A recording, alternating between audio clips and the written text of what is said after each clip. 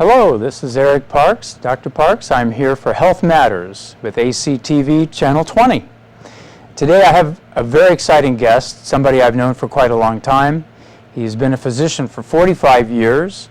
He's a special kind of physician, though. He has a training in acupuncture, so we're going to talk a little bit about his experience. And he also is a practitioner of holistic medicine. And as a family man, he has 4 sons and a daughter and 5 grandchildren, and he's helped hundreds, if not thousands, of people reclaim their health. I'd like to introduce Dr. Jeffrey Kaufman. Hello and welcome. Thank you. It's good to be here, Eric. I'm glad you're here with us. We're going to have some fun today and help our audience understand a little bit more about what you do and how it's different from maybe what they've heard out there on other for other healthcare practitioners. So let's start by asking, how do you differ from the traditional medical doctor that people have perhaps been to? Well, quite a bit. I've been practicing holistic medicine for most of those 45 years, and I would say the main difference is that I treat the whole person. Mm-hmm.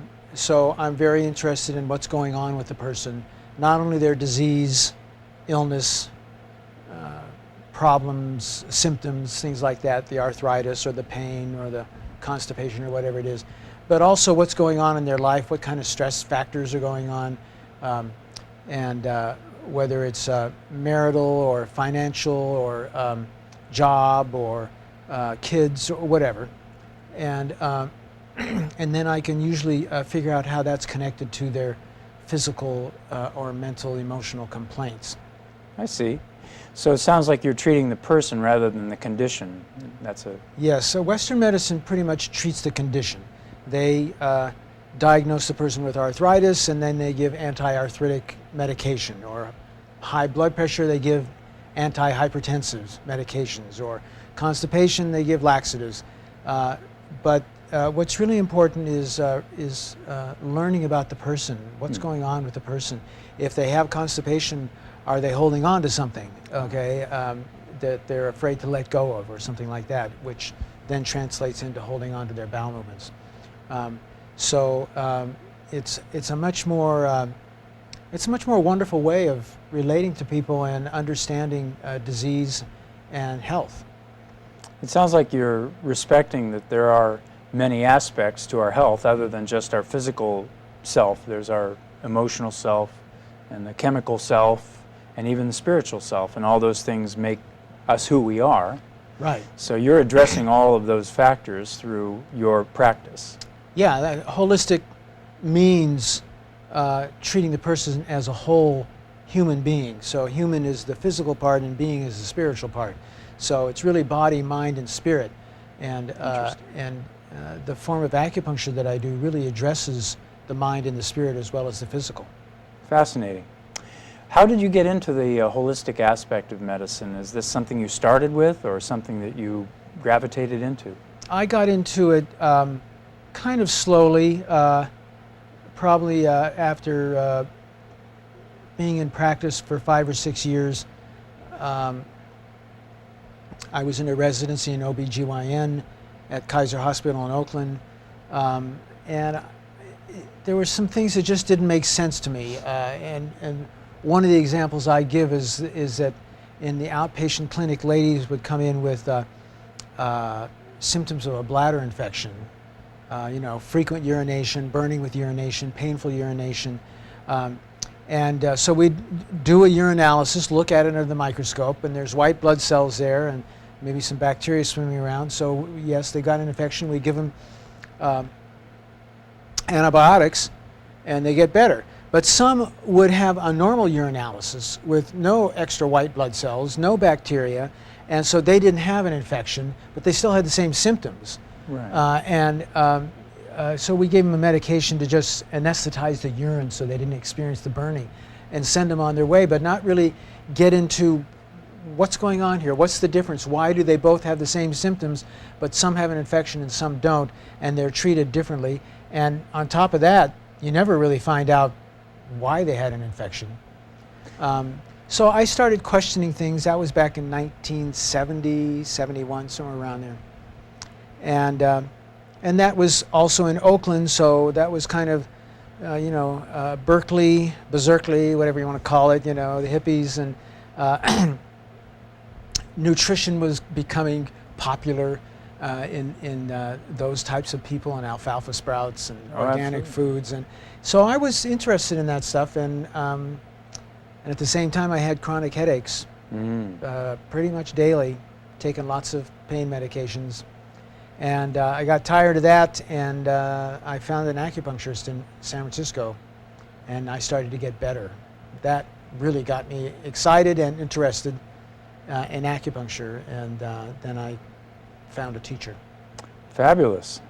Well, that sounds like a great story, because it got you involved physically as well as your medical practice. You were able to experience discovering a cause of your headaches and dealing with that, rather than trying to just supplant those symptoms, which it sounds like you're drawing the difference between traditional medicine and holistic medicine.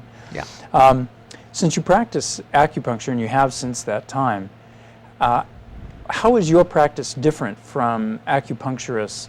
For example, I know several acupuncturists, but there's quite a bit of difference in how they practice, their philosophy, what all they encompass and what all they use. Can you tell us a little bit about your style of acupuncture? Yeah, my style is called 5-element acupuncture. It's based on the law of 5 elements, or 5 phases. That's really a foundational part of Chinese medicine. Chinese medicine dates back 2500 BC, so it's almost 4,500 years old. Right. And all acupuncturists pretty much have their foundation based in Chinese medicine. There's also Korean acupuncture and Japanese acupuncture and acupuncture from all the different Asian countries. Right. But it all started in China, and that foundation, the law of 5 elements, is part of Chinese medicine. But it's very hard to learn how to interpret the law of 5 elements. It really requires apprenticeship. It's not something you can learn from a book. And so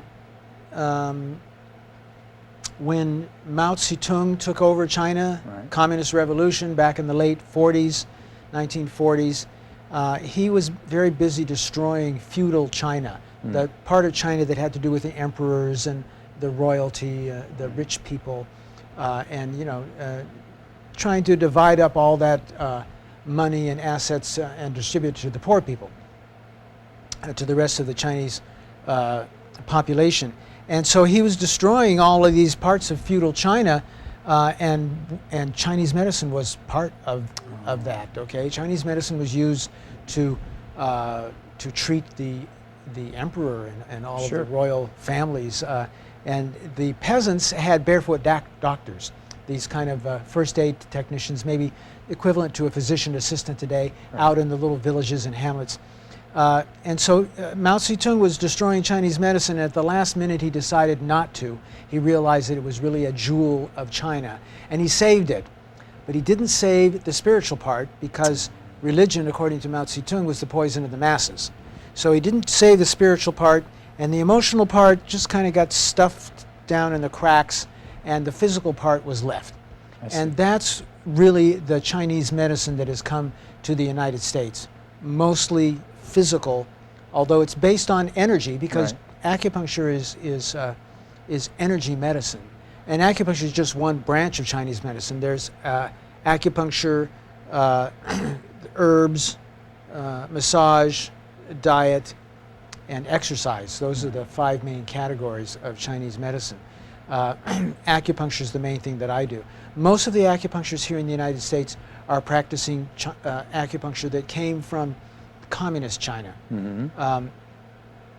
And that's pretty much physical stuff. It doesn't really relate to the spiritual stuff at all. And yet, the acupuncture points, there's about 1,000 of them on the body. Each one has a name, and each one has a number, okay? So this one here is colon 4, and colon 11, and colon 20. on both sides. They're bilateral. So we give them numbers to make it easier to talk about, but each one actually has a name. So the names are really not only beautiful and poetic, but they're very important for what's going on in the person. So there's a point called the gate of life. There's a point called spiritual deficiency, a point called spirit burial ground, heavenly ancestor. All the points with heavenly in them or spirit or spiritual in them are spirit points. And yet most of the Chinese medicine that's practiced acupuncture-wise, they don't deal with spirit, so they don't use those points. Well, they're really, really powerful points. They help a person, help to buoy up the person's spirit, to make them feel more calm, more relaxed, happier. So that's a real important part of helping a human being, and it's not really being addressed all that well by most acupuncturists here in the United States. Yeah, very fascinating, though. You had mentioned that there's 5 elements. Do those have a Western equivalent that you explain to people that, this relates to that aspect of your health or this aspect, or is this something that Western medicine or Western practitioners would not really understand if they weren't an acupuncturist? Western practitioners of medicine, MDs, and probably most chiropractors, I'm not sure about that part, wouldn't include this in their repertoire. But Chinese medicine refers to all human beings, not just Chinese ones. Right. And so the law of 5 elements relates to all human beings, and the 5 elements, according to Chinese medicine, are the same elements that make up nature: fire, earth, metal, water, and wood. And each one of those elements is within human beings. Yeah. We all have fire. That's what keeps us warm inside of our cells. There's a little bonfire burning glucose. We even talk about burning sugar or burning glucose or burning calories. It keeps our temperature at 98.6. And metal in our teeth and our bones and iron in the blood. Water, we're supposed to be about 80% water. Right. Wood, you can see in the fingernails and the toenails. That's very wooden-like. And the ligaments and the tendons are also very fibrous, very woody. And then earth is like has a lot to do with the gastrointestinal tract. If you could take a microscopic trip down the GI tract from the mouth down to the end, the closer you get to the end, the more earthy it gets. And even we poop that stuff out. If you look at it, it looks like earth. There you go. So the earth has a lot to do with the GI tract. So all of those elements are within us, and then each person has particular, one of those particular elements will be the key weak link in the chain for their whole life. And it shows up. If a person has a fire imbalance, quite often they're never cold, or they're always cold. Right. Quite often they sweat abnormally, because perspiration is the secretion that goes with fire. A person who has a water imbalance for their lifetime, we call it a constitutional imbalance. They are probably going to be a bigger people because they tend to retain water. Right. More obese, more problems with swellings in their body, cysts that are full of fluid. People that have problems with the wood element might have problems with their ligaments and tendons. They might tend to have recurrent sprained ankles or bad knees because the ligaments are weak. Or toenail infections with fungus. So it goes like that. Each element relates to different parts of the body and parts of the emotional part of the person. Also their tastes, the foods that they crave, the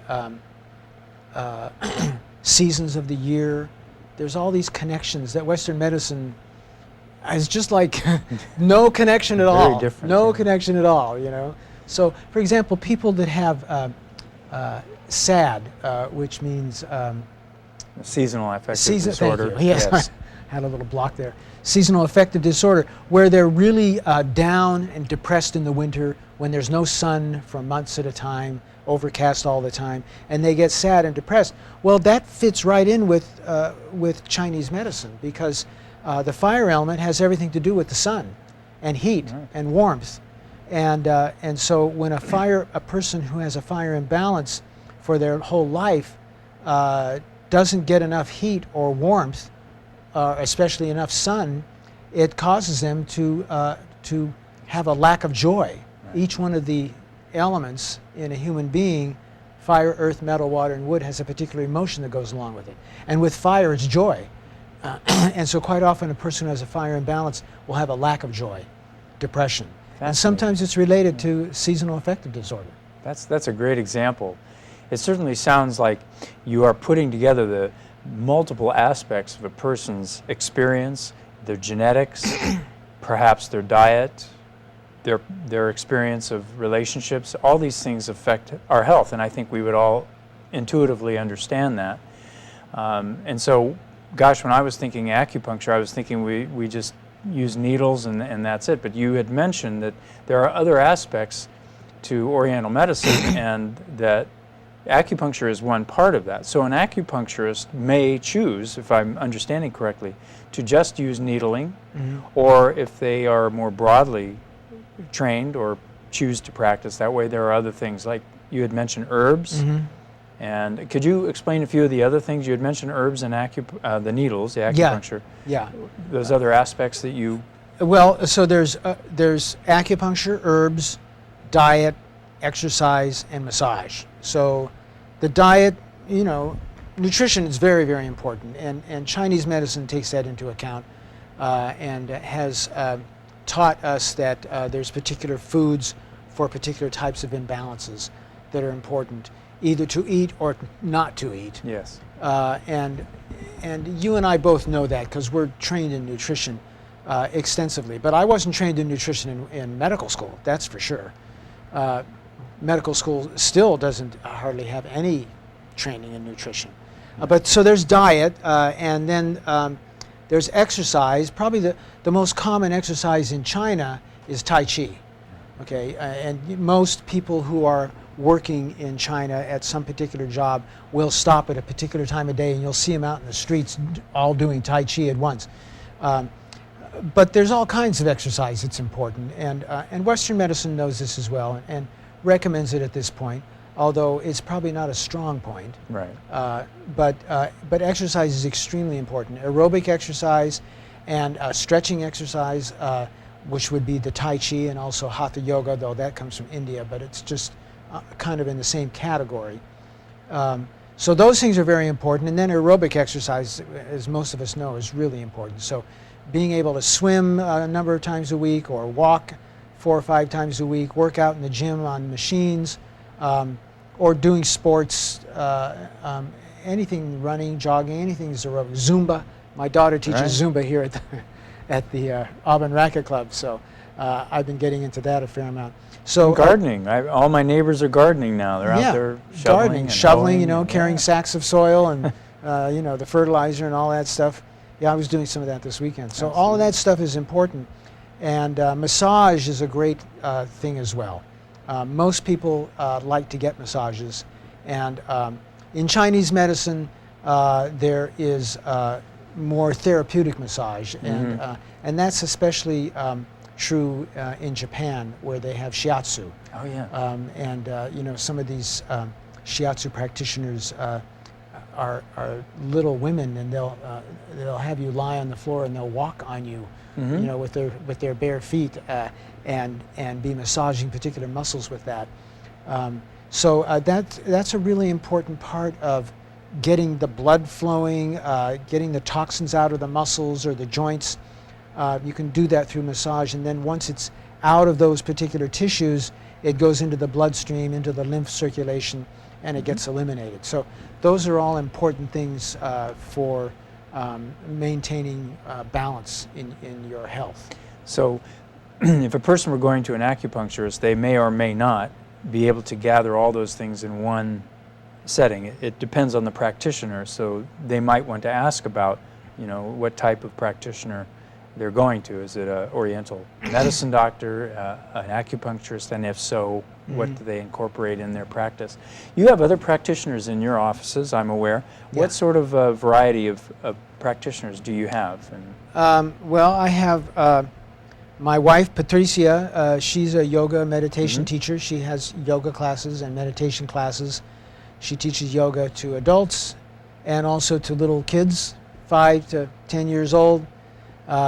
Their yoga classes are a little louder than the adult classes because they're running around quite a bit. They have a great time, and then they learn these wonderful things about yoga, and she's really a great teacher. That's in both offices. I have an office in Auburn and one in Roseville. Mm-hmm. And then I have a diet practitioner. Brecken Wigginton is, well, you know what Brecken, yes, I'm sure, of course. yeah. And she's helping people with weight loss, utilizing cleansing techniques with nutritional powders that you mix up into drinks. Right. And then she uses a hormone called HCG, human chorionic yes. gonadotropin, which turns out to be very helpful in helping people to lose weight. And as far as I can tell, it's not dangerous. It seems to work really well without any side effects. They use that for short time? For short Yeah, periods sure. of Yeah, time, 21-day cycles. You know, yeah. And so that's really helpful for weight loss. She's very good at that. And she also measures the different body compartments as far as your fat levels and your lean body mass, the muscle mass, and the water that's outside of the cells and inside of the cells. She's got a little machine that measures this electrically, and it's a really valuable way of keeping track of how a person is doing with their diet and water intake and other fluids. So she's very skilled in that. That's Brecken, and then I have another chiropractor down in Roseville, Herb Akers. He is a chiropractor that does the usual chiropractic adjustments, but he's much more oriented towards what you and I would probably call myofascial release. I don't know that he calls it that, but really doing very, very deep body massage and getting fascia to loosen up so that areas that are contracted and locked up get more flexible. Right. He's very skilled in that. And then I have a lady who's doing aromatherapy, Monty Heitzberg. She's very skilled in that, using essential oils that you can smell, putting a couple drops in a saucer of water, warm water, at your bedside table, that with the essential oil being one that's specifically oriented towards what kind of problems you have, and just inhaling that throughout the night and during the day as well. And you can ingest the essential oils in capsules or just put a couple drops under your tongue. She's very skilled in that. Now that sounds like it has its basis in acupuncture or Oriental medicine as well. Is that true, or is that something more recent? That's more recent. Well, I don't know if it's recent, but it's more recently discovered or rediscovered. Oh, okay. But I don't think they use essential oils in Chinese medicine other than probably massage oils or something like that. I see. But what is important in Chinese medicine is body odors. So the way we diagnose with 5-element acupuncture, and this is the part that's hard to learn, is by what a person smells like, the emotions that come out of their personality, the colors that emanate from the face, and the sound of the voice. And so a very good practitioner of 5-element acupuncture can diagnose just with their nose. All they have to do is smell the person, and they can figure out where the imbalance is. But to get back to who else in my practice, I have Heather Anthony. She's an Ayurvedic practitioner. Oh, I see. And so she's helping people to attain better balance with Ayurvedic medicine. And that's an ancient healing technique that comes from India. That's as old as Chinese medicine, maybe even older. Chinese medicine is supposed to be at least 5,000 years old in written down form. It's probably older than that. And Ayurvedic dates back 10,000 years. Fascinating. Well, maybe we should have her on a show. You should have her on. She's very, very skilled. And so Ayurveda deals a lot with diet is a really big thing, and cleansing techniques, and exercise, especially with Hatha yoga, and meditation, and there's one other thing in there, Vedic astrology. Yes. It's very thorough. It's very deep and profound. So Heather's there as well. So I have those people in my office in Roseville, and a couple of them are also in the office in Auburn. Fantastic. It sounds like you have a lot of variety, I should say, of skills to help a person achieve health rather than treat symptoms. You're really focused on trying to find the cause of their imbalance and then helping them restore that balance so that their body can be healthy. What else do you recommend for health? We only have a few minutes left, so I wanted you to help me summarize a little bit about, what advice would you give our audience to achieve good health? Audience. Yes. I would recommend diet. Diet's so important, okay? I think eating healthy foods is important. Eating organically grown foods is important. Eating foods, in other words, that don't have chemical fertilizers in them, don't have insecticides, pesticides in them. That's very important. Eating fresh foods, preparing your own foods, you're going to get much better quality than going out to restaurants. Staying away from fast foods, staying away from fried foods, staying away from sweets and snacks, chips, and all of the pastries, pies, cakes, ice cream. I'm not saying all the good stuff. All the good stuff. I'm not saying I don't partake, but keeping that stuff at a minimum, and having a balanced diet which has a majority of green vegetables in it, small amounts of meats if you would like to eat meats. I would recommend eating fish and chicken more than the red meats, the beef, lamb, and pork. So there's diet. Another really important thing is meditation. Oh. I think meditation is one of the most important factors that you can do that's totally free. And that's on your website, if I recall. They can get more information on that too. Yeah, all of these things are on my website. Yeah. Fantastic. So learning to how to meditate, and then doing it daily. At least for 15 or 20 minutes a day, preferably a half an hour, as you get into it over the years, your time will increase. There's countless studies now for the last 30, 40 years, dating back to Dr. Herbert Benson from Harvard, that tell all the benefits of meditation. Meditation, yoga, diet, tai chi, and exercise, aerobic exercise. All of those things are really important for maintaining good health. I would absolutely agree. I hope people will take the time to look at your website and get more information, because this has been fantastically informative for me, and I'm sure for the audience as well. Thank you very much for coming today. I appreciate your being here, and I appreciate the audience for paying attention and chipping in. You're welcome. Thank you. Thank you very much. Thank you out there. Yes.